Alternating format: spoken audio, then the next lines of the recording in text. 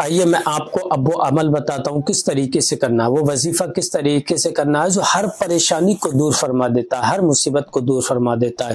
اس سے پہلے اگر آپ کو کسی بھی طریقے کی بیماری ہے، جسمانی بیماری یا روحانی بیماری یا جادو ٹونا یا کسی بھی طریقے کی بندش ہے، یا آپ کو دھات کی بیماری ہے یا کسی ماں بہن کو لوکوریا کی بیماری ہے، علاج کرا رہی ہیں، علاج سے فائدہ نہیں ہو رہا ہے، تو وہ ہمارے کانٹیکٹ نمبر پر کال کریں، انشاءاللہ گارنٹی کے ساتھ ان کا علاج کیا جائے گا۔ اور اگر کسی بھائی کی اولاد نہیں ہو رہی ہے، کئی سال ہو گئے شادی ہو گئی پر کوئی بچہ نہیں ہو رہا ہے، تو وہ رابطہ کریں، انشاءاللہ ان کا 100% گارنٹی کے ساتھ علاج کیا جائے گا۔ اور محترم عزیز دوستو، السلام علیکم ورحمۃ اللہ وبرکاتہ، صلی اللہ تعالی علیہ وسلم۔ گھر کے اندر اگر شام کا کھانا صبح میں کھایا جائے تو کس طریقے سے کھایا جائے؟ بہت سے لوگ یہ کہتے ہیں کہ شام کا کھانا باسی کھانا صبح میں نہیں کھانا چاہیے، پر صبح میں باسی کھانا کھانے کے لیے کیوں منع کرتے ہیں؟ کہ اس سے بیماریاں لگ جاتی ہیں۔ پر میرے عزیز، اگر آپ حضور صلی اللہ تعالی علیہ وسلم کی حدیث کو سنیں گے تو انشاءاللہ آپ جو بزرگ، جو آپ کے گھر کے لوگ کہنے والے ہیں کہ شام کا کھانا صبح میں نہیں کھانا چاہیے، اگر آپ نے حضور کی حدیث کو اگر سن لیا، اگر آپ نے پڑھ لیا، تو میں یقین کے ساتھ کہتا ہوں کہ آپ روزانہ ڈیلی باسی کھانے کو تلاش کیا کریں گے۔ سوچئے آپ، جو لوگ کھانا نہیں کھاتے ہیں، پھینکتے ہیں کہ صبح میں اگر شام کا کھانا بچ گیا اور صبح میں پھینک دیتے ہیں، تو میرے عزیز کھانے کو پھینکا نہیں کرے گا۔ رزق ہوتا ہے، وہ اللہ تبارک و تعالیٰ کی ایک نعمت ہوتی ہے، اس نعمت کو آپ پھینک دیتے ہیں۔ بڑی مشکلوں سے یہ ملتا ہے، نہ جانے انسان کہاں کہاں بھاگتا پھرتا ہے، کبھی کسی کی گالیاں سنتا ہے، کسی کام والے کے پاس جاتا ہے تو اس کی سنتا ہے، نہ جانے کس طریقے سے اس رزق کو وہ اکٹھا کرتا ہے۔ اکٹھا کرنے کے بعد وہ اپنے گھر کے اندر بنواتا ہے، اور بنانے کے بعد اگر کھانا بچ گیا تو گھر کی جو عورت ہے یا بچے ہیں اس رزق کی بے حرمتی کرتے ہیں۔ صبح میں پتہ چلا شام کا بچا، صبح میں پھینک دیتے ہیں، تو میرے عزیز اسے پھینکا نہ کریں۔ حضور صلی اللہ تعالی علیہ وسلم نے ارشاد فرمایا کہ اس کھانے پر پوری رات فرشتے دعائیں کرتے ہیں اور اس کی رکھوالی کرتے ہیں، اور جب وہ شخص کوئی بھی صبح میں جب کھاتا ہے اس کھانے کو، تو اللہ تبارک و تعالیٰ اس کی 1000 بیماریاں دور فرما دیتا، 1000 بیماریوں کا علاج ہے وہ۔ آپ اب بہت سے عزیز ایسے ہیں کہ کھانے کو پھینکتے ہیں، پر آپ سے میں یہی کہوں گا کہ کھانا کو، رزق کو پھینکا نہ کریں، اسے کھایا کریں۔ آئیے میں آپ کو ایک بہترین عمل بتاتا ہوں، وظیفہ بتاتا ہوں۔ وہ کون سا عمل ہے؟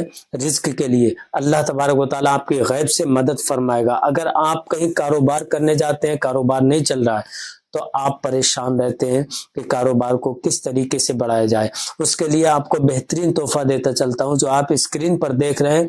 الحمدللہ یہ کراماتی اگربتی ہیں، اللہ تبارک و تعالیٰ کے بڑے ہی مبارک نام کے ساتھ ان اگربتیوں کو تیار کیا جاتا ہے، پھر اس کے بعد آپ تک پہنچایا جاتا ہے۔ ان اگربتیوں کو اگر آپ نے اپنے گھر کے اندر جلانا چالو کر دیا تو اللہ تبارک و تعالیٰ آپ کی ہر پریشانی کو دور فرما دے گا، رزق کی تنگی کو ختم کر دے گا، جادو ٹونا بندش ہو اس بندش کو ختم کر دے گا، جادو ٹونے کو ختم کر دے گا، بری وبائیں ہیں گھر کے اندر ان وباؤں کو ختم کر دے گا۔ اگر آپ اپنی دکان کے اندر ان اگربتیوں کو جلا لیں تو انشاءاللہ ان اگربتیوں سے آپ کی دکان کے اندر گراہکوں کا رشک لگنا چالو ہو جائے گا۔ اگر کسٹمر نہیں آتے ہیں تو انشاءاللہ کسٹمر کھنچے ہوئے چلے آئیں گے۔ اگر دکان کے اندر کوئی بری وبا ہے یا کوئی بندش ہے، جادو ٹونا ہے، تو وہ ختم ہو جائے گا۔ اگر آپ اسے پرچیز کرانا چاہتے ہیں تو ہمارے کانٹیکٹ نمبر پر کال کریں، انشاءاللہ ہم آپ تک پہنچا دیں گے۔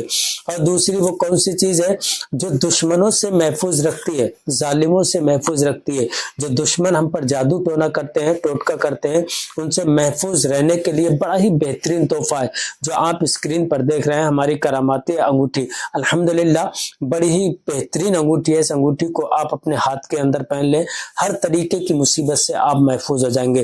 جیسے جادو ٹونا کوئی شخص آپ پر کر رہا ہے تو جادو ٹونے سے آپ محفوظ رہیں گے، کوئی بندش کر رہا ہے آپ کے اوپر تو اس بندش سے محفوظ رہیں گے، گھر کے اندر بیماری پھیل رہی ہے یا کسی بھی طریقے کی پریشانی ہے تو انشاءاللہ وہ پریشانی ختم ہو جائے گی۔